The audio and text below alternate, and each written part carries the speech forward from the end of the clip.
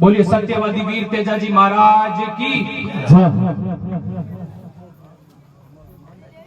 लाचरसर गांव के अंदर गोरक्षक सत्यवादी वीर तेजाजी महाराज के मंदिर के इस प्रांगण के अंदर मंचासी जागरण मंडली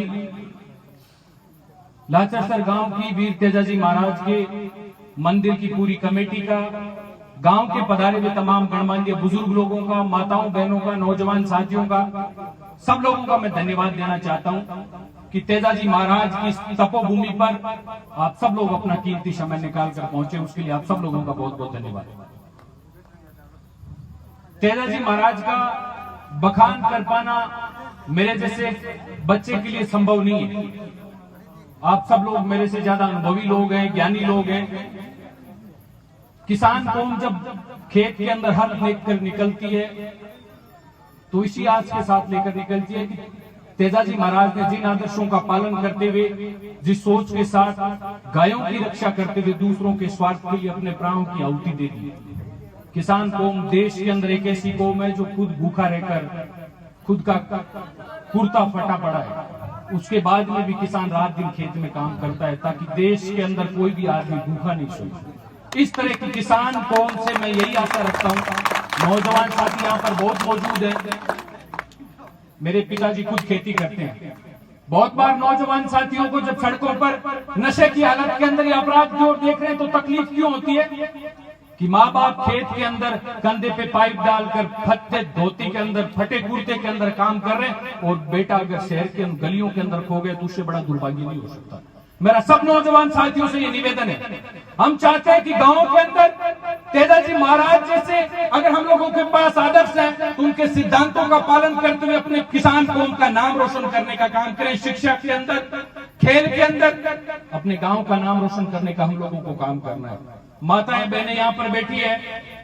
देश के अंदर, गांव के अंदर एक थोड़ी कमी जरूर देखने को मिलती है कि महिलाओं और पुरुषों के बीच में अंतर देखने को मिलता है। महिलाओं को कमजोर मानते हैं, लेकिन हिंदुस्तान का इतिहास उठाकर देखेंगे, जब भी देश ने कुर्बानी मांगी, महारानी लक्ष्मीबाई की बात कर ले, इंदिरा गांधी की बात कर ले, देश के अंदर महिलाओं ने भी सदैव अपना बलिदान देकर देश का नाम ऊंचा करने का काम किया है। इसलिए महिलाओं की, बच्चियों की शिक्षा की ओर भी हम लोगों को ध्यान देना होगा। मेरा सब लोगों से निवेदन है, अपने बच्चों को उच्च स्तर की शिक्षा दिलवाने का काम करें, किसान कौम को संगठित रखने का काम करें। जब भी किसान को आवश्यकता पड़े, पार्टियां भूलिए, जातियां भूलिए, सब कुछ भूलकर किसान के साथ लामबंद होकर हम लोगों को आगे चलने की जरूरत है। मैंने देखा है, आप देखेंगे पिछले 10, 20, 50 सालों का इतिहास उठाकर सबसे ज्यादा जो आदमी तकलीफ पाकर पूरे देश का पेट भरने का काम करता है, वही आदमी दिन रात आत्महत्या करने के आंकड़े केवल उन लोगों के बढ़ते जा रहे हैं। ये बेहद बड़ी चिंता का विषय है। उसका कारण क्या है? जहां देश की नीतियां बनती है, जहां देश के नियम बनते हैं, वहां पर बड़े बड़े व्यापारियों के बेटे हैं, किसानों के बेटे नहीं है। इसलिए किसान तकलीफ में जी रहे हैं। मेरा सब लोगों से निवेदन है,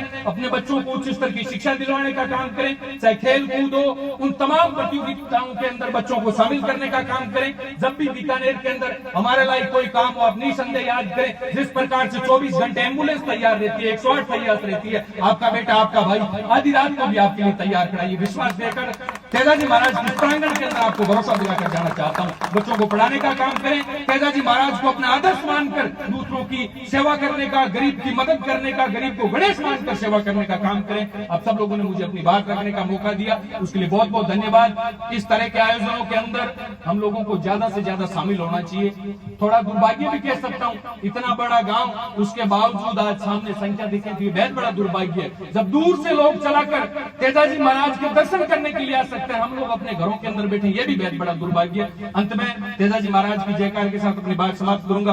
बोलिए सत्यवादी वीर तेजाजी महाराज की। धन्यवाद।